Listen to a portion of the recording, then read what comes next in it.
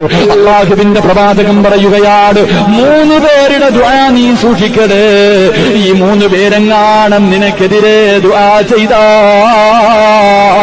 മരണത്തിന് ശേഷമല്ല പൊന്നുമോനെ ശിക്ഷ കിട്ടുന്നത്. ഈ 3 പേര് ആർക്കെങ്കിലും എതിരായി ദുആ ചെയ്താ ഈ ദുനിയാവിൽ കിടന്ന് നരകിച്ചിട്ട് നീ മരിക്കൂ എന്ന് നബി മുഹമ്മദ് മുസ്തഫ സല്ലല്ലാഹു അലൈഹി വസല്ലമ തങ്ങൾ പറയുകയാണ്, ഒന്നാമത്തെ വ്യക്തി ആരെന്നറിയുവോ? അത് നമ്മുടെ പ്രിയപ്പെട്ട ഉമ്മയാ.